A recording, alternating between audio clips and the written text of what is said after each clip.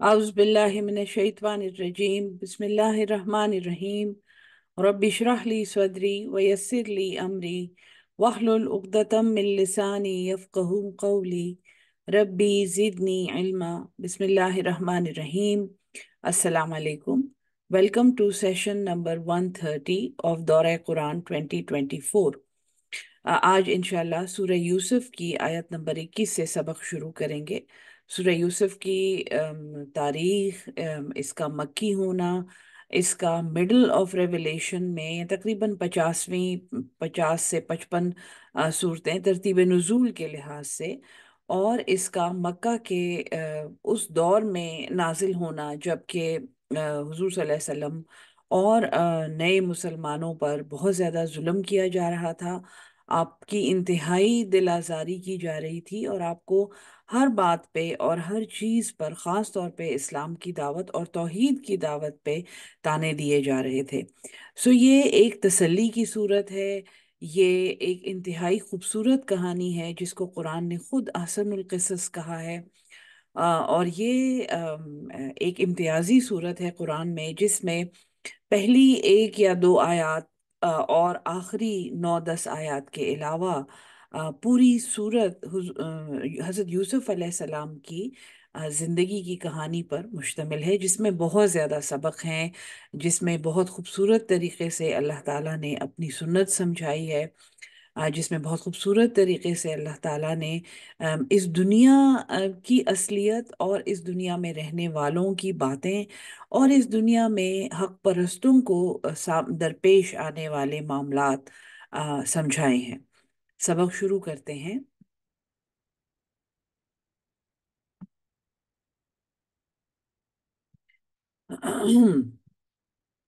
आयत नंबर 21, बिस्मिल्लाहिर्रहमानिर्रहीम। जहाँ पर पिछला सबक ख़त्म हुआ था वो ये था कि हज़रत यूसुफ अलैहिस्सलाम को काफ़िले वालों ने चंद दरहम के बदले में बेच दिया, और वो उससे बेरग़बत और बेजार हो रहे थे, और उन्हें कोई अंदाज़ा नहीं था कि कितनी बड़ी मताह है और कितना अजीम इंसान है जिसका वो सौदा कर रहे हैं। वक़ाल लज़ी, और कहा उस शख्स ने, अश्तरा हो जिसने उसे ख़रीदा, मिम मिस्र, जो मिस्र से था, वो शख्स मिस्र से था, और हमें ये मालूम है कि वो अजीज़ मिस्र था, यानी कि वो मिस्र में किसी बड़े ओहदे पर, किसी बड़े मनसब पर फाइज था। लिम्राअती ही, अपनी बीबी को, अपनी औरत को उसने कहा, अक्रमी, इसे इज्जत से रख, मसवाहु, अक्रमी मसवाहु, इसको एक इज्जत का ठिकाना दे, इसको एक अच्छी जगह पर रखो। आसा, करीब है, अयन फ़ाना, कि ये हमें नफ़ा पहुंचाए, और नत्तखिज़ु, या हम इसे बना लें, वलदन, अपना बेटा। सो इससे दो बातें मालूम होती हैं कि अजीज़ मिस्र की अपनी बेगम से काफ़ी अंडरस्टैंडिंग थी, और वो उनसे हर किस्म की बात कर सकते थे। और जब वो इस बच्चे को घर लाए तो उन्होंने उसे गुलामों के ग्रोह में नहीं डाला, या तो ये बच्चा बहुत छोटा था, और रिवायात में यही है कि ये 4 से 7 साल के बीच में था, ये बहुत छोटा बच्चा था। तो वो बच्चा गुलामों के साथ नहीं डाला गया, या तो उसकी वो मासूमियत और उसकी छोटी उम्र के पेश नज़र अजीज़ मिस्र, जो एक शायद रहमदिल इंसान था, उसने उस अपने घर में उसे दाखिल किया, अपने हरम में अपनी बीबी के पास उसको लाया, और उसको कहा कि ये बच्चा, इसको एक अच्छी जगह पर रखो, यानी उसे नौकरों की तरह नहीं रखा। फिर ये है कि ये हमें कोई नफ़ा पहुंचाए, यानी कि ये हमारे लिए, हमारे साथ अच्छा काम करे, या ये हम इसे कोई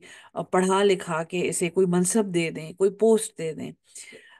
या फिर ये है कि हम इसे अपना बेटा बना लें। यानी उसे उस बच्चे पर इतना प्यार आया कि वो उसको अपना बेटा बनाने पर भी तैयार था, और उसने ये सोचा कि इसको हम अपना मुतबन्ना बना लें। गालिब इम्कान ये भी है कि उस वक्त अजीज़ मिस्र के और कोई बच्चे नहीं थे।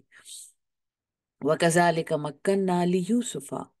और इसी तरह हमने जगह दी यूसुफ अलैहिस्सलाम को, फिल अर्दी, ज़मीन में, वलिनुअल्लिमहु, और ताकि हम उसे सिखाएं, मिन तावील अहादीस, باتوں کا انجام نکالنا۔ اور تعویل احادیث میں نے آپ کو اسی صورت میں بتایا ہے کہ خوابوں کی تعبیر نکالنے کے علم کو تعویل حدیث کہتے ہیں۔ لیکن یہاں پہ تعویل احادیث صرف اس پہ یعنی ہمیں اس پہ لمٹ نہیں کر دینی چاہیے۔ گو کے صورت میں آگے چل کے یہ پتہ چلتا ہے کہ حضرت یوسف علیہ السلام کو خوابوں کی تعبیر نکالنی بہت اچھی آتی تھی، لیکن آپ کے پاس ایک رشد تھا، ایک سمجھ تھی، ایک حکمت تھی، جس کو تعویل احادیث کہا جا سکتا ہے، یعنی بات کی تہ میں پہنچنا۔ واللہ غالب، اور اللہ غالب ہے، علی امرہ، اپنے امر پر، ولیکن اکثر الناس، اور لیکن اکثر انسان، لا یعلمون، وہ علم نہیں رکھتے۔ یعنی جو بھی انسان کے ساتھ ہوتا ہے، اچھا ہو، اوپر سے وہ ہمیں اچھا نظر آئے یا برا نظر آئے، یا انسان جو بھی کر رہا ہو، وہ اپنے علم کی کمی کی وجہ سے اس کو ایک منفی روشنی میں دیکھتا ہے، ورنہ اللہ اپنے امر پر غالب ہے۔ اللہ کی سنت نہیں بدلتی، اللہ کے پاس ہر چیز کی ایک تدبیر ہے اور ہر چیز کی ایک ترکیب ہے، اور اس نے نہیں بدلنا۔ لیکن انسان کے علم کے احاطے میں ضروری نہیں ہے کہ یہ سب باتیں آ جائیں۔ وَلَمَّا بَلَغَ أَشُدَّهُ، اور جب وہ اپنی شدت میں پہنچا، اور اشدہ کا لفظ قرآن میں اور جگہ پہ بھی بلوغت کے لیے، جوانی کے لیے استعمال ہوا ہے، یعنی کہ 13-14 سال کی عمر میں تو بالغ ہو گئے، اور اس کے بعد 17-18، اور وہاں سے 22-23 سال کی عمر تک، یہ وہ عمر ہے جس کو اشدہ کہتے ہیں، جس میں انسان کے جذبات، اس کی فزیکل ڈیولپمنٹ، اس کی سوچیں، اس کا غصہ، اس کی شہوات، ہر ایک چیز ایک شدت پر ہوتی ہے۔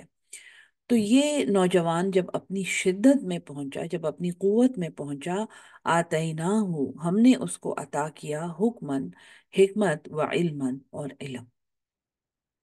یہ وہ اخص الخاص علم ہے، یہ وہ اخص الخاص ہدایت ہے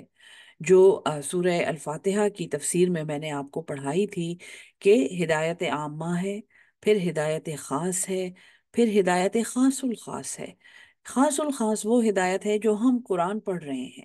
اور ہم اسے سمجھ رہے ہیں، اور ہم اسے سمجھنے کی کوشش کر رہے ہیں کہ وہ علم جو وحی کے ذریعے اللہ تعالیٰ نے صرف اپنے پیغمبروں کو سکھایا ہے،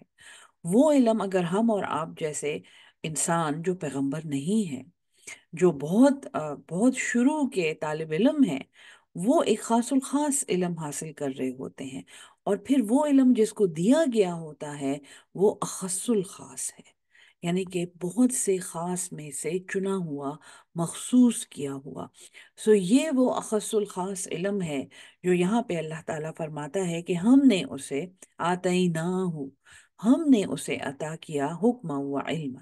حکمت اور علم، وَكَذَلِكَ، اور اسی طرح، نجزی المحسنین، ہم جزا دیتے ہیں نیکوکاروں کو، احسان کرنے والوں کو۔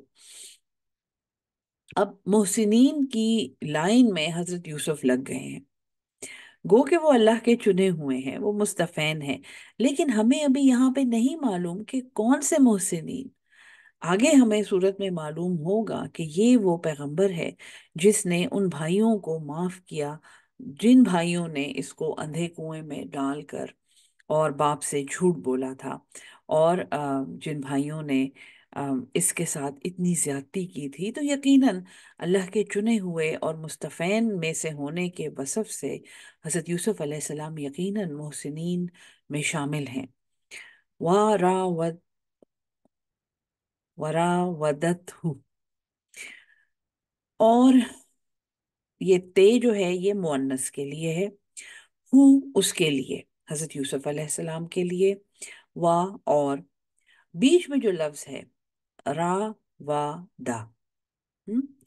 یہ ہے کسی کو پھسلانا، کسی کو مائل کرنا، اور انگلش میں اگر ہم اسے ٹرانسلیٹ کریں تو وہ ہے سیڈیوس کرنا، سیڈکشن۔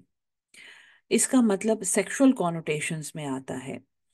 کہ ایک عورت ایک مرد کو اپنی طرف مائل کرنے کی کوشش کر رہی ہے، ایک عورت اپنے حسن سے اور اپنے کسی ادا سے اور اپنے کسی طریقے سے مرد کو سیڈیوس کر رہی ہے، یہ وہ لفظ ہے۔ اس کو پھسلایا، التی، اس عورت نے، جو ہوا فی بیتہا، جو جس کے گھر میں یہ تھے، ہوا فی بیتہا، حضرت یوسف جس کے گھر میں تھے، سو یہ عزیز مصر کی بیوی ہے۔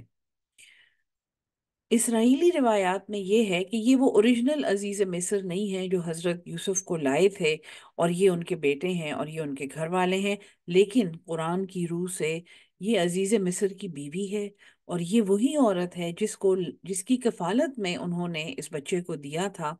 اور اب 10 سال گزرنے کے بعد یہ بچہ جوان ہو گیا ہے، اور ایک جوان رانا ہے، انتہائی خوبصورت اور وجیح نوجوان ہے، اور پھر یہ پیغمبر ہے، اور یہ اس کا حسن، اس کا معجزہ ہے، یہ ہم سب کو روایات سے معلوم ہے۔ سو یہ بچہ، اس پہ وہ اپنا دل ہار بیٹھی، اور اس نے اسے مائل کرنے کی کوشش کی، جس کے گھر میں یہ رہتے تھے، عن نفسی ہی، اپنے آپ کو روکنے سے، اپنے آپ کو قابو رکھنے سے، یعنی کہ اس عورت نے ان کو پھسلایا کہ یہ اپنے نفس کو قابو میں نہ رکھیں۔ چونکہ کہانی ایک سیکشول سیڈکشن کی ہے، اور اس کہانی میں ظاہر ہے ایسا ایسا مواد ہے، اور ایسا آپ سمجھیں کہ ایسا مسالہ ہے اس میں، کہ قرآن کی شان یہ نہیں ہے کہ وہ بہت ڈیٹیل میں ایسی باتیں بیان کرے۔ قرآن بہت مختصر الفاظ میں مدعا بیان کر دیتا ہے، لیکن ان ڈیٹیلز میں نہیں جاتا، اور آپ کو ابھی آگے پتہ چل جائے گا کہ اس عورت نے اسے پھسلایا جس کے گھر میں یہ تھے کہ اپنے نفس کو نا قابو میں رکھے، وغلقت الابواب، اور اس نے دروازے بند کر دیے، وقالت، اور وہ بولی، ہے تلکا، آ جا جلدی سے۔ سو ایک کھلی دعوت ہے ایک نوجوان کو جو اپنی شدت پر ہے، اور وہ اسی گھر میں رہ رہا ہے، اور وہ عورت بھی بہت اونچے خاندان سے تعلق رکھتی ہے، اور وہ ان کو ایک کھلی دعوت دے رہی ہے، جبکہ گھر میں شاید کوئی نہیں ہے یا وہ ایسا کر سکتی ہے۔ قالا، حضرت یوسف نے کہا، معاذ اللہ، اللہ کی پناہ، انہو ربی، بے شک وہ میرا مالک ہے۔ ربی کا لفظ یہاں پہ اللہ کے لیے نہیں بولا انہوں نے، ربی مربی جو تربیت کرتا ہے، ربی جو آقا ہے، جو پرووائڈر ہے۔ سو ان کی کفالت عزیز مصر نے کی تھی، اور یہ ان کا حوالہ دے رہے ہیں کہ وہ تو میرا مالک ہے۔ ان ربی احسن مسوا، جس نے مجھے بہت اچھا ٹھکانہ دیا، انہو بے شک، لا یفلح الظالمون، فلاح نہیں پاتے ظالم۔ اب یہ پیغمبر جس کو اللہ نے علم دیا ہے، جس کو اللہ نے حکمت سکھائی ہے، اور یہ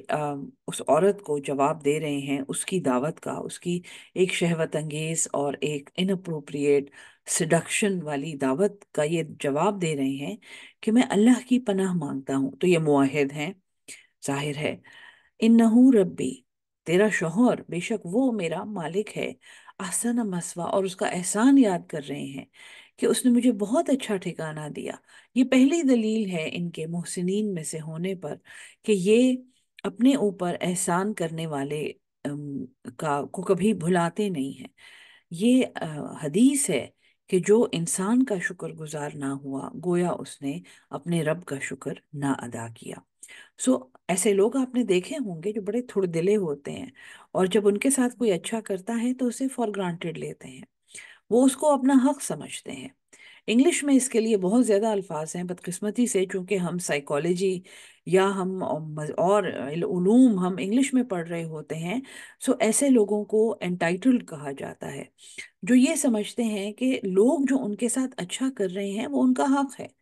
اور اس کا بدلہ دینا یا لوگوں کو واپس اس طرح اچھا ٹریٹ کرنے کی انہیں کوئی ضرورت نہیں ہے، کیونکہ وہ بہت خاص ہیں۔ اور اس کو نارسسزم کہا جاتا ہے، جو اپنی شخصیت میں اپنے آپ کو اتنا مکمل سمجھتے ہوں کہ انہیں کسی کی ضرورت ہی نہیں ہے، اور اگر انہیں کسی کی ضرورت ہے بھی، ان کے ساتھ کوئی اچھا کرے بھی، تو وہ اسے اپنا حق سمجھتے ہیں، وہ اسے احسان نہیں سمجھتے۔ احسان فراموشی ایک بہت ہی قبیح اور بہت بڑی کردار کی کمزوری ہے، جس سے خاص طور پہ مومن کو ہمیشہ بچنا چاہیے، کیونکہ اللہ تعالیٰ اپنے لیے شاکر کا لفظ استعمال کرتا ہے۔ اللہ کو کسی کا شکر گزار، وہ مشکور نہیں ہے، اس کو کسی کا شکر گزار ہونے کی ضرورت نہیں ہے، لیکن شاکر کا مطلب ہے قدردان۔ سو اللہ قدر کرتا ہے،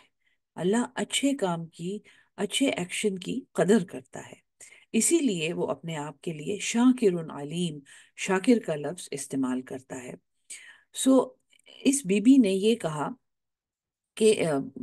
جو بھی اس نے دعوت دی حضرت یوسف کو، اور اس کے جواب میں آپ نے یہ فرمایا کہ میں اللہ کی پناہ چاہتا ہوں، بے شک وہ میرا مالک ہے، تیرا شوہر میرا مالک ہے۔ سو اس کو وہ یاد دلا رہے ہیں کہ تم ایک آدمی کی بیوی ہو، اور پھر اس نے مجھے بہت اچھا ٹھکانہ دیا ہے، یعنی اس نے میرے اوپر بہت بڑا احسان کیا ہے۔ انہو بے شک وہ، لا یفلح الظالمون فلاح نہیں پاتے ظالم جو احسان فراموش ہوں۔ وَلَقَدْ ہمت بھی، اور تحقیق ارادہ کیا تھا اس کا، ہمت ارادہ باندھا تھا، بھی اس کا، وہم بہا،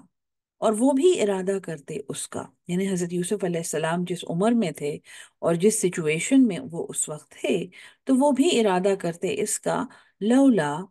اگر نہیں ہوتی، الرعا یہ کہ وہ دیکھ لیتا، برہانہ ربی ہی ایک دلیل اپنے رب کی طرف سے۔ یہاں پہ قرآن خاموش ہے کہ اصل میں حضرت یوسف نے کیا دیکھا، کیونکہ برہان کا مطلب ہے کہ کوئی بات انہیں نظر آ رہی تھی، کوئی دلیل تھی، یا تو یہ وہی تھی جو کوئی فرشتہ لے کے آیا ہے، یا وہاں پہ ان کے ضمیر نے ان کو ایسا سمجھایا اور اس گناہ سے روکا، اللہ کی خاص ہدایت تھی جس سے وہ اس بات سے رکے۔ کیونکہ وہم بہا کا مطلب یہ ہے کہ وہ بھی ارادہ کرتے اس کا، وہ بھی بڑھتے اس کی طرف، جو کہ ان کی انسانی جبلت اور جو ان کی عمر کا تقاضا تھا، جو ان کی شہوت کا تقاضا تھا، وہ بھی ایسا کرتے، لیکن یہ کہ انہوں نے ایک دلیل دیکھی اپنے رب کی طرف سے، کذالک اسی طرح، لنصرف عنہ السوء، لنصرف کذالک اسی طرح، لنصرف تاکہ پھیر دیا، عنہ اس سے، السوء برائی کو، والفحشاء اور اس بے حیائی کو۔ دوبارہ سے کئی دفعہ میں نے آپ کو بتایا ہے، قرآن میں فحش کا ذکر عام گناہوں سے الگ ہوتا ہے۔ سو ایک تو اس عورت نے جس چیز کی ان کو دعوت دی تھی وہ انتہا درجے کی فحاشی تھی، وہ زنا کا عمل تھا، لیکن برائی یہ تھی کہ اس میں احسان فراموشی اور بے وفائی اور مالک کو نقصان پہنچانا، اور انسان کے اچھے کام کی بے قدری اور احسان فراموشی۔ سو وہ ساری برائیاں ہم نے اس سے پھیر دیں، اور ہاں وہ بے حیائی جس کی وہ عورت اسے دعوت دے رہی تھی، انہو بے شک وہ، من عبادنا المخلصین وہ ہمارے ایک بندے تھے جو مخلص تھے، جو خالص تھے ہمارے لیے، جو خلوص رکھتے تھے۔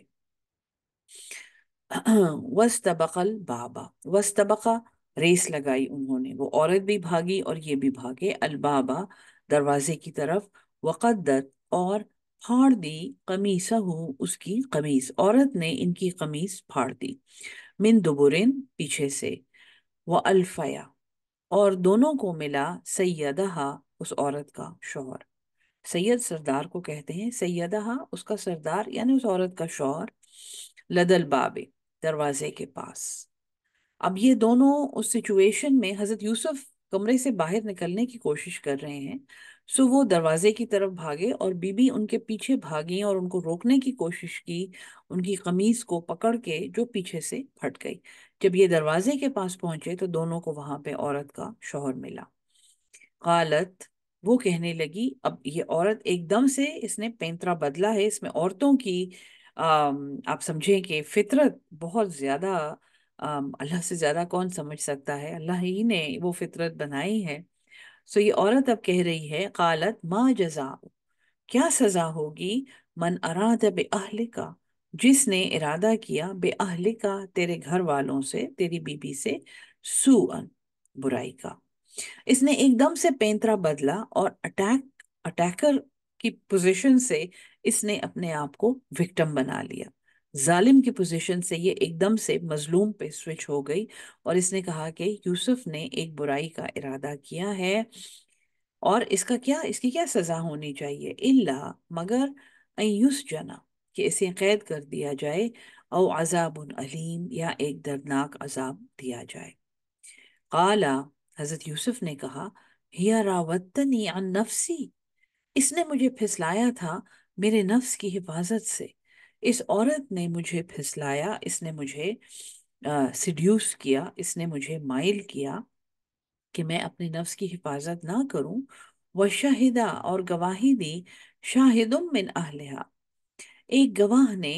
اس کے لوگوں میں سے۔ اب وہاں پہ چونکہ اب یہ باہر نکل آئے ہیں کمرے سے، اور وہاں پہ اور لوگ بھی کھڑے ہوں گے، جہاں پہ بی بی نے یہ کہا کہ اس کی کیا سزا ہونی چاہیے جس نے تیرے گھر والوں کے ساتھ ایک گناہ کا ارادہ کیا۔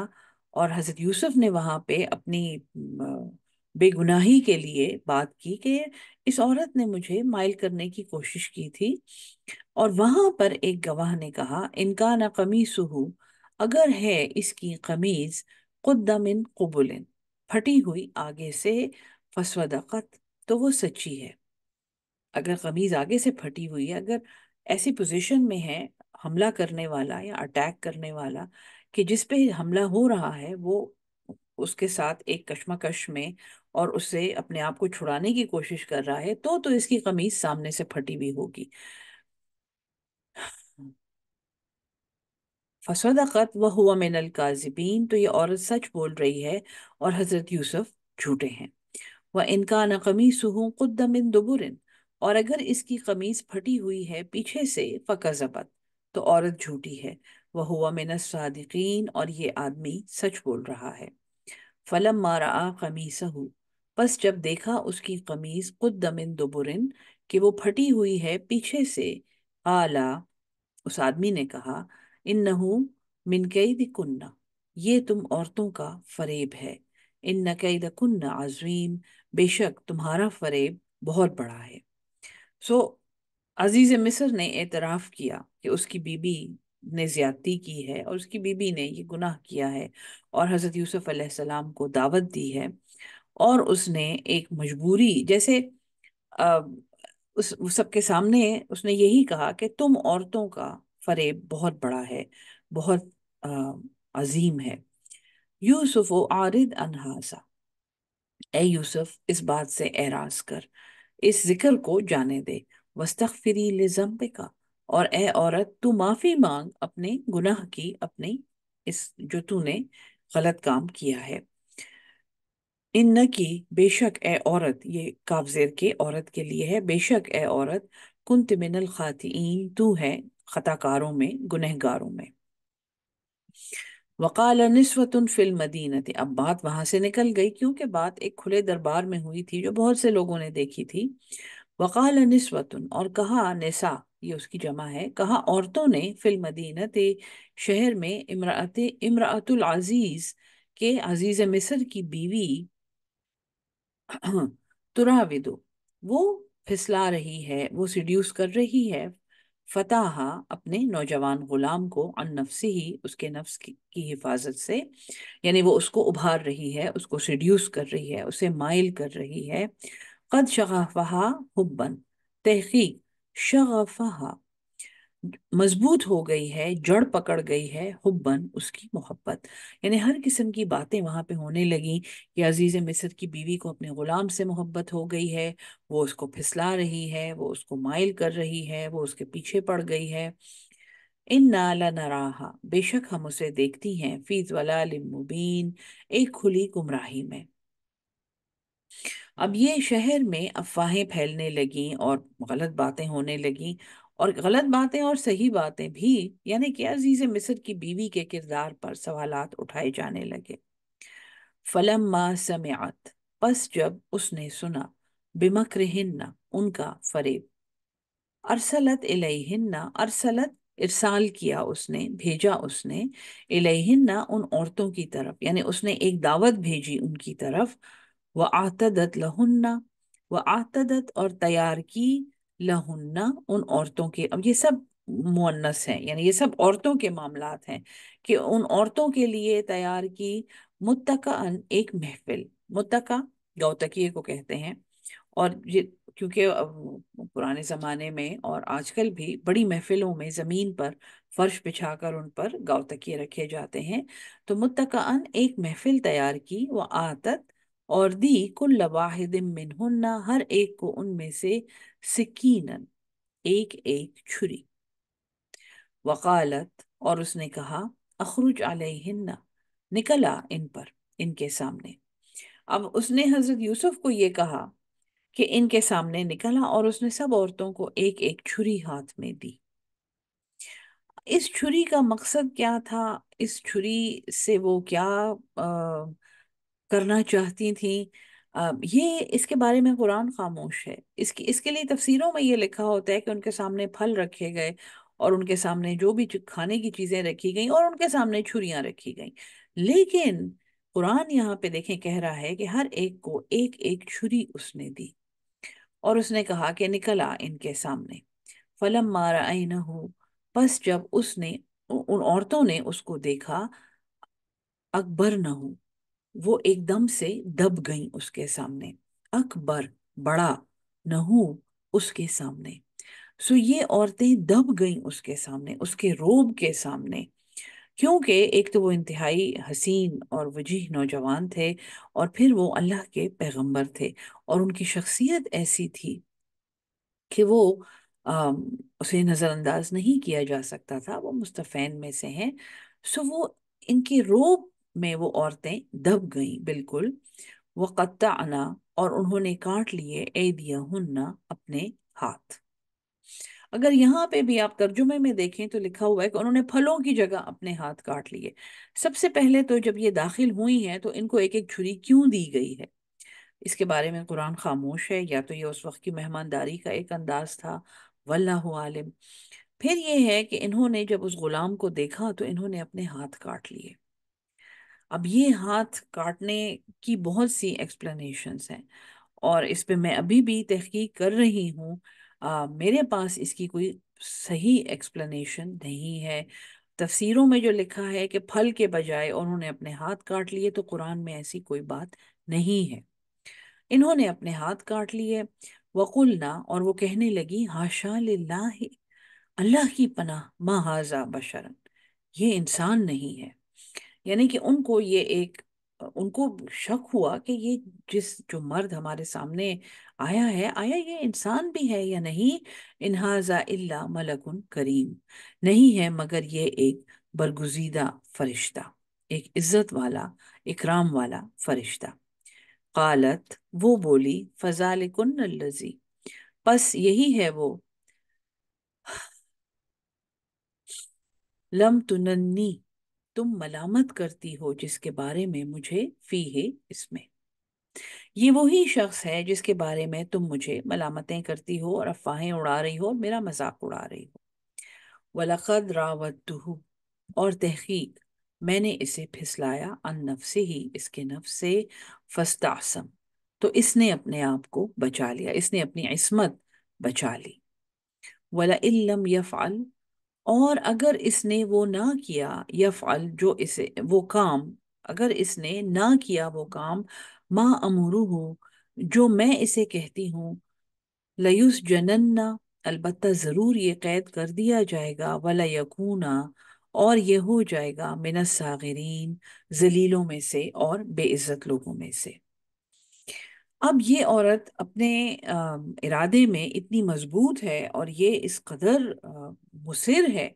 حضرت یوسف علیہ السلام کو بہکانے میں، اور ان کے ساتھ ایک ناجائز تعلق استوار کرنے میں، کہ ایک تو اس نے اتنی بڑی ایک محفل برپا کی ہے، اور لوگوں کے سامنے ان کو لا کر لوگوں کو بھی یہ یقین دلایا ہے کہ وہ جس انسان کی چاہت میں وہ مبتلا ہے، اور جسے وہ مائل کرنے کی کوشش کر رہی ہے، وہ کوئی معمولی انسان نہیں ہے، وہ ایک انتہائی باروب اور وجیح اور حسین نوجوان ہے، اور سب شہر کی معزز خواتین نے بھی اس کی گواہی دی ہے کہ یہ تو کوئی فرشتہ ہے۔ اب وہ عورت اسے کسی طرح نہیں چھوڑ رہی ہے، اور وہ یہ کہتی ہے کہ اگر اس نے وہ نہ کیا جو میں چاہتی ہوں، تو یہ ضرور قید کر دیا جائے گا، اور یہ بے اکرام اور بے عزت ہو جائے گا۔ یہاں پر وہ راز ہے کہ یا تو یہاں سے اس نے کوئی جھوٹا الزام حضرت یوسف پر لگانا تھا، اور اس مقصد کے لیے اس نے یہ ساری ایک تدبیر کی تھی، اور اس نے یہ چھریاں ان عورتوں کو دی تھیں، اور ان عورتوں کے ہاتھ کاٹے گئے یا انہوں نے اپنے ہاتھ کاٹے، اور اس طرح ایک تدبیر بنا کے اس نے حضرت یوسف علیہ السلام کو گویا مجبور کرنا چاہا کہ وہ اس کی ناجائز دعوت کو قبول کر لیں۔ قالا، حضرت یوسف نے کہا، رب السجن، اے میرے رب، یعنی ربی، اے میرے رب، السجن، یہ قید خانہ، احب الیہ، بہتر ہے، مجھے زیادہ پسند ہے، مما یدعوننی الیہ، اس سے جس کی طرف یہ عورت مجھے دعوت دیتی ہے، یدعوننی، یہ سب کی سب جس کی طرف مجھے بلاتی ہیں، وَإِلَّا، تصرف، اور اگر نہیں پھیرا، عنی، مجھ سے، کیدہن، ان کا فریب،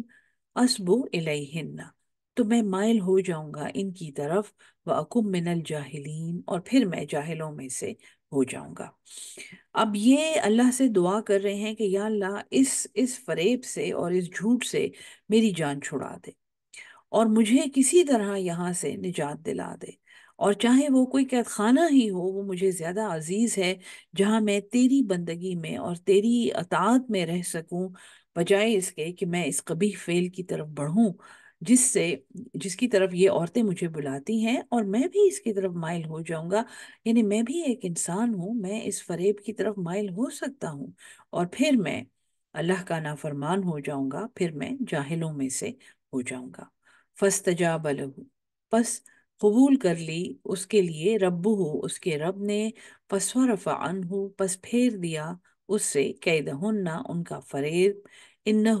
بے شک وہ، هو السمیع العلیم، وہی سننے والا اور جاننے والا ہے۔ ثم بدا لہم، پھر انہیں کچھ سوجھا، کچھ سمجھ آئی، یعنی یہ باتیں سننے کے بعد انہیں کچھ سمجھ آئی، من بعد ما رأوا، بعد اس کے کہ انہوں نے دیکھا، الآیاتی، چند نشانیاں، لیسجننہ، البتہ ضرور اسے قید میں ڈالیں گے، حتی حین، ایک مدت تک۔ یہاں پہ اب حضرت یوسف کی زندگی کا ایک نیا دور شروع ہو رہا ہے۔ ان عورتوں نے اور عزیز مصر کی بیوی نے حضرت یوسف کے سامنے یہ چوائس رکھی کہ یا تو ہماری بات مان لو، اور یا پھر باقی زندگی قید خانے میں گزارنے کے لیے تیار ہو جاؤ، اور حضرت یوسف علیہ السلام نے قید خانے میں جانا پسند کیا۔ اب یہاں پہ ہے کہ ان کچھ نشانیاں دیکھ لینے کے بعد انہیں یہ سوچا کہ اسے ضرور قید میں ڈال دیں۔ کچھ نشانیاں دیکھنے کے بعد، کون سی نشانیاں دیکھنے کے بعد، اس کے بارے میں قرآن خاموش ہے۔ اس کے بارے میں تحقیق کی جا سکتی ہے، تورات دیکھی جا سکتی ہے، بائبل دیکھی جا سکتی ہے، لیکن یہاں پہ یہ بات کلیئر نہیں ہے کہ وہ کون سی نشانیاں تھیں جن کو دیکھنے کے بعد انہیں یہ سمجھ آئی کہ اسے ضرور قید میں ڈالنا چاہیے اور اسے نہیں چھوڑنا چاہیے، اور حضرت یوسف کو قید خانے میں ڈال دیا گیا۔ یہ آیت نمبر 35 ہے۔ یہاں پر آج کا ابھی کا سبق روکتے ہیں انشاءاللہ۔ اللہ تعالی ہم سب کو قرآن سمجھ کے